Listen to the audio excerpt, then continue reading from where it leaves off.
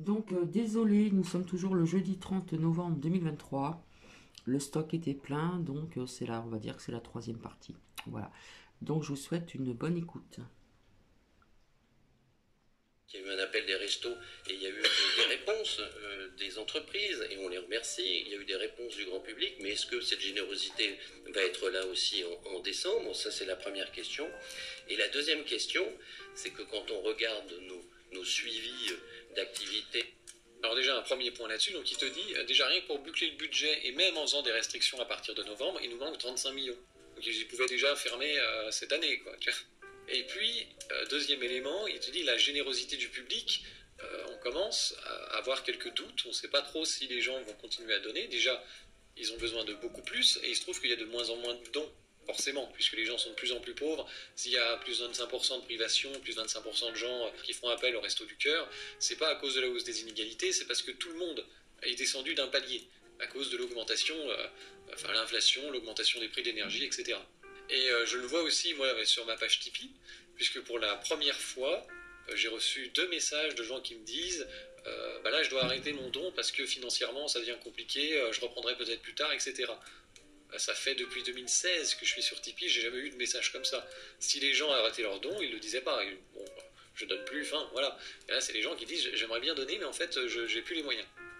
Donc j'ai eu un message comme ça cet été, et puis un autre là dernièrement au cours du mois d'octobre.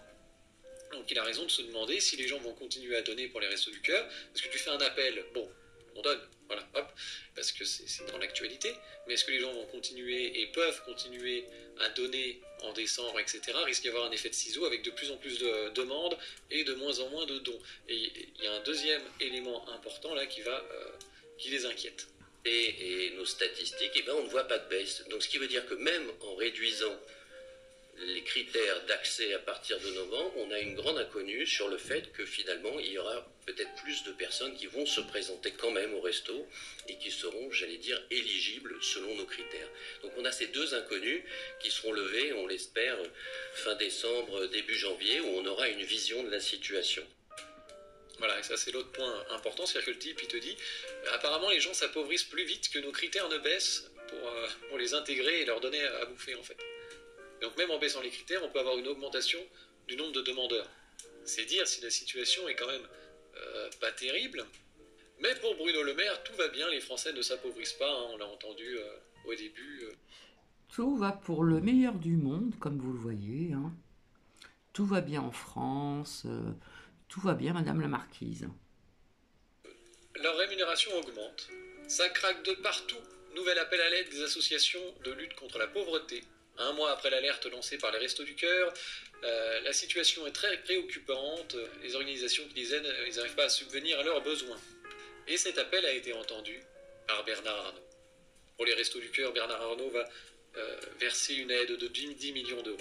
Alors, les mauvaises langues ont dit qu'il va défiscaliser. Apparemment, non. N'empêche que ça a donné lieu à une campagne de communication assez importante dans les médias sur le thème Bernard se mobilise, il va donner 10 millions, trop bien. Bon, on va pas cracher dans la soupe. Après, il y a toujours des gens pour dire oui, il ferait mieux de payer ses impôts en France, ceux-là même, comme Manon Aubry, qui défendent un système promouvant l'évasion fiscale, puisque cette dame députée européen bouffe dans l'assiette de l'Union européenne qui organise un marché avec des paradis fiscaux comme l'Irlande et le Luxembourg, et qui ensuite vient se plaindre, une fois qu'on a légalisé ce qui était avant de l'évasion fiscale et qui est devenu de l'optimisation fiscale, vient ensuite se plaindre que les entreprises et les particuliers les plus riches y ont recours et contournent la fiscalité de leur pays. Il y a un moment, il faut savoir ce qu'on veut. Je vous mettrai dans les notes, j'avais fait des vidéos qui explosent complètement cette pauvre dame, et tout le sketch qu'on nous sort sur les listes noires des paradis fiscaux et toutes ces conneries, c'est hilarant. Donc j'avais fait des vidéos là-dessus pour ceux que ça intéresse. Apparemment c'est un peu austère pour certains, bon, moi ça m'a fait marrer. Bref, donc il ne s'agit pas de juger de la manière de savoir si c'est bien ou pas, etc. Moi ce que je vois, c'est que on a fait tout un foin sur la générosité de ce monsieur. On l'a retrouvé parmi les 160 invités à Versailles. C'était juste après, 21 septembre. Donc le mec, 4 septembre, il te file 10 millions pour les Restos du Cœur, il est solidaire. Et après, il va participer donc à ce fameux dîner à Versailles, à l'occasion de la réception du roi Charles III. Macron a fait ça pour la France. Donc on ne sait pas exactement combien ça a coûté, puisqu'ils ont tellement honte qu'ils ne le disent pas. Ils diront, oh, vous verrez plus tard, ce sera publié, de toute façon tout est surveillé par la Cour des comptes, donc dans 2 ou 3 ans, vous saurez le montant. Quand l'affaire sera tassée, vous saurez le montant. Donc il y a des estimations plus ou moins fantaisistes qui ont circulé. Je pense que les estimations les plus fiables tournaient autour de 6 ou 7 millions, d'accord, pour 160 personnes. Avec homard, champagne et tout le tintouin. Le meilleur repas de ma vie, c'était merveilleux. Donc, Macron a fait ça pour le prestige de la France. Une France où tu as des files d'étudiants maintenant à la soupe populaire tous les jours. Bref. Alors on va garder le mot de la fin pour Bruno. Là aussi, un moment d'anthologie. La France tient parce qu'il y a les associations, parce qu'il y a les bénévoles, parce qu'il y a les restos du cœur. Et elle tient parce qu'il y a de la générosité individuelle. La crise de ces associations, c'est pas le signe d'un appauvrissement de la population française? Non, je crois pas. Je récuse cette idée qu'il y ait un appauvrissement de la société française. Et voilà. Alors, il n'y a pas que le Resto du Cœur. Il y a aussi donc l'épicerie sociale. L'épicerie sociale, il faut passer par une assistante sociale. Ça passe en commission. Tout dépend de vos revenus. Ça peut être gratuit ou on peut avoir une participation selon ce que vous touchez. Donc l'épicerie sociale, c'est on va dire 18 € et quelques par semaine. Donc c'est vous qui choisissez votre alimentation. Que les restos du cœur, c'est eux qui, on va dire, qui imposent entre guillemets ce qu'ils vont vous donner donc pour la semaine, hein, au niveau de distribution. Voilà.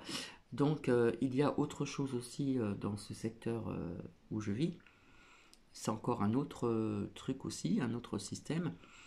C'est pareil, il faut passer par une assistante sociale, etc. etc.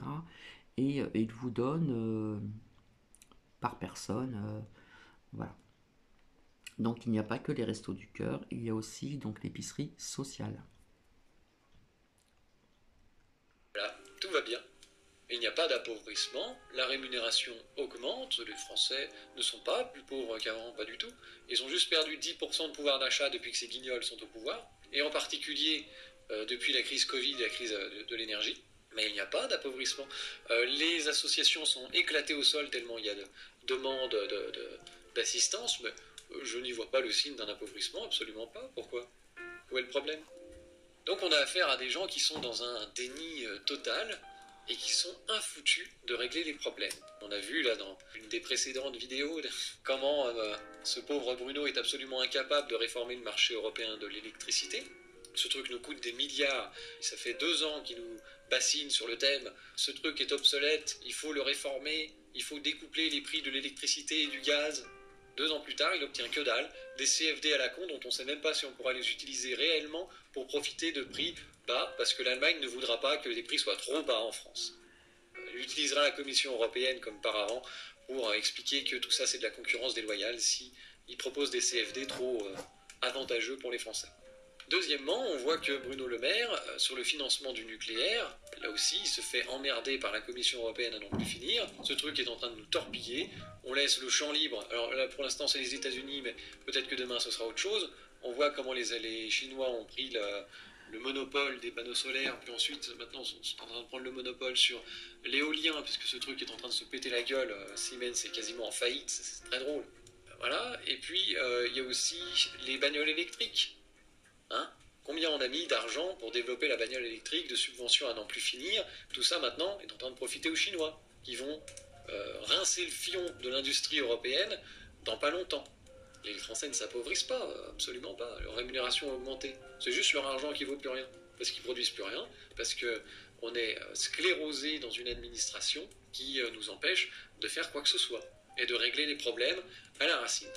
Donc voilà où on en est. Je pense que les choses vont aller très mal en 2024. J'ai aussi quelques remontées du terrain, entre guillemets, parce que je suis quand même quelqu'un d'assez casanier. Mais ce que je vois, c'est que les artisans que je croise, ils sont inquiets. Il y a celle qui fait les biscuits de The Biscuit, Véronique, qui est actuellement sur un petit marché, une foire à La Roche.